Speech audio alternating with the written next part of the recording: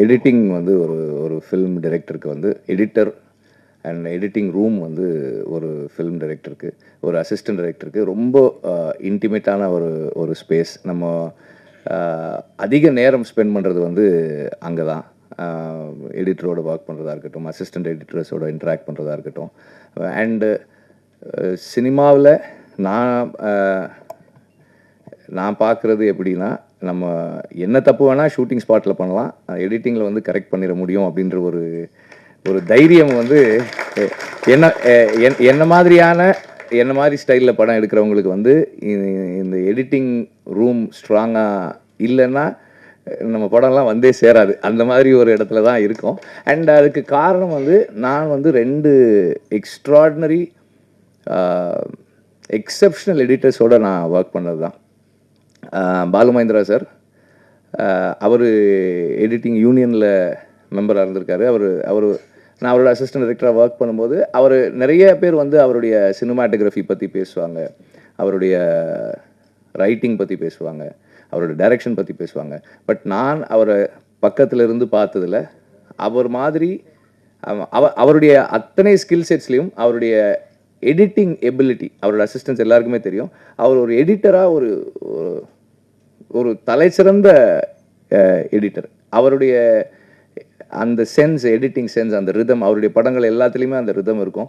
அவரோட ஒர்க் பண்ண எல்லா உதவியாளர்களுக்குமே வந்து அந்த எடிட்டிங் சென்ஸ் கொஞ்சம் இருக்கும். அண்ட் எடிட்டிங்கை கற்றுக்கிற அந்த ஒரு பேஷனும் இருக்கும். நான் அதுக்கப்புறம் ஒர்க் பண்ணதுன்னா வந்து நான் அசிஸ்டன்ட் டைரக்டராக ஒர்க் பண்ணும்போது, கதிர் சாரோட ஒர்க் பண்ணும்போது விஜயன் சார் எடிட் பண்ணாங்க கதிர் சாரோட படங்கள். அப்போ அங்கே ஒர்க் பண்ணும்போது எனக்கு அங்கே நிறைய அசிஸ்டன்ட் எடிட்டர்ஸோட ஒரு பழக்கம் இருக்கும். அண்ட் அங்கே ஒர்க் பண்ணும்போது நமக்கு ரொம்ப இன்ட்ரெஸ்டிங்கானது, இன்றைக்கி இருக்கிறவங்களுக்கு, இன்றைக்கி அசிஸ்டன்ட் எடிட்டர்ஸாக இன்றைக்கி இருக்கிற சில எடிட்டர்ஸ்க்கே கூட அது தெரியாமல் இருக்கும். அந்த ஒரு ஃப்ரேமாக கட் பண்ணி டப்பாவில் போட்டு வச்சுட்டு, இந்த 3வது ரேலு அந்த சீன், அந்த ஃப்ரேம் எடுனா ஒரு 4 ஃப்ரேம் எடுத்துகிட்டு வந்து திரும்ப சேர்க்கறது, ஒட்டுறது, அந்த மேனுவலாக பார்க்கும்போது ஒரு 4 ஃப்ரேம் ட்ரிம் பண்ணுறதுன்றது இவ்வளோ பெருசு இருக்கும் 4 ஃப்ரேமு. அப்போ 4 ஃப்ரேம் குறைச்சா இவ்வளோ லெங்க்த்து குறையுன்றது வந்து நம்ம ஃபிசிக்கலாக எக்ஸ்பீரியன்ஸ் பண்ணுற அந்த அனுபவங்கள், இது எல்லாமே சேர்ந்து தான் வந்து நம்மளை ஒரு ஃபில்ம் மேக்கராக கம்ப்ளீட் பண்ணுதுன்னு நினைக்கிறேன் நான். அண்ட் எனக்கு எப்போதுமே முதல் படத்துலேருந்து என்னோடய எடிட்டர்ஸ் வந்து என் கூடவே இருந்து என்னுடைய படங்களை வந்து உருவாக்குறாங்க. நான் எப்போதுமே சொல்கிறது என்னென்னா, நம்ம பேப்பரில் ஒன்று எழுதிடுறோம், அதை கொண்டு போய் ஷூட்டிங் ஸ்பாட்டில் தொலைச்சிடுறோம். அது நம்ம ஒன்று எழுதியிருப்போம், என்னவோ ஒன்று எடுத்திருப்போம், திரும்ப இந்த பேப்பரில் எழுதி ஷூட்டிங் ஸ்பாட்டில் தொலைச்சதை கண்டுபிடிக்கிற இடம் தான் எடிட்டிங் டேபிள். இங்கே வந்து எதையாவது கண்டுபிடிச்சி எடுத்துட்டோம்னா நம்ம தப்பிச்சுக்குவோம். அப்படி தான் இருக்கும். அதை ரொம்ப திறம்பட எனக்கு செஞ்சு கொடுக்குற என்னுடைய எடிட்டர்ஸ், ஃபர்ஸ்ட் படம் வந்து விஜயன் சார் பண்ணாங்க, அதுக்கப்புறம் கிஷோர் பண்ணார், அப்புறம் வெங்கடேஷ் பண்ணார், இப்போ ராமர் பண்ணிட்டு இருக்காரு, எல்லாருமே பண்ணுறாங்க.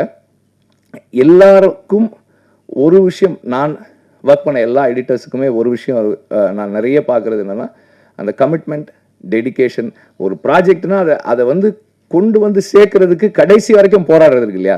ஒருத்தர் ஒரு மாதிரி. விஜயன் சார் வந்து ஒன்றுமே சொல்ல மாட்டார், கதிர் சாரோட ஒர்க் பண்ணி எல்லாம் ஆர்டர் எல்லாம் பண்ணிடுவார். கடைசி அந்த ட்ரிம்மிங் அப்போ ஸ்டீன் பைக் அப்படி ஓட்டி டக்கர் அங்கே நிறுத்திட்டு திருப்பி ஓட்டுவார், திருப்பி ரிவர்ஸ் பண்ணி அங்கே ஓட்டி அங்கே நிறுத்துவார்.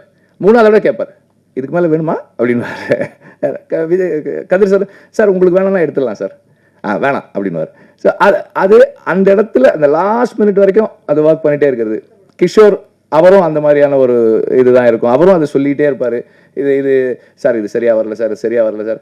ராம் வந்து சொல்லவே வேணாம், ராமர் செட் ஆகிற வரைக்கும் சார் இல்லை சார் இது சரியா இல்லை சார், இல்லை சார் இது வேணாம் சார், இன்னும் கொஞ்சம் பண்ணலாம் சார், குறைக்கலாமா சார், குறைக்கலாமா, தொடர்ந்து கேட்டுக்கிட்டே இருந்து நம்முடைய கான்ஷியன்ஸ் மாதிரி, அந்த ஸ்கிரிப்ட் ரைட்டருக்கும் டைரக்டருக்கும் வந்து கான்ஷியன்ஸ் மாதிரி, டெவில்ஸ் அட்வொகேட்னு சொல்கிற மாதிரி தொடர்ந்து நம்மளை கேள்வி கேட்டு கேட்டு கேட்டு நம்மளை வந்து சரியான இடத்துக்கு நகர்த்துற வேலையை செய்யக்கூடிய எடிட்டர்ஸ்.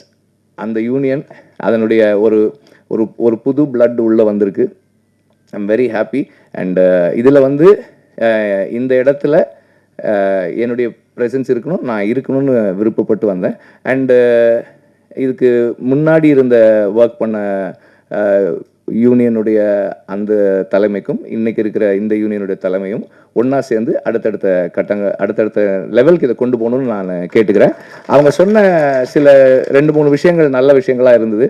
அது எல்லாத்தையுமே நடைமுறைப்படுத்த முடிஞ்சதுன்னா ரொம்ப நல்லாயிருக்கும்.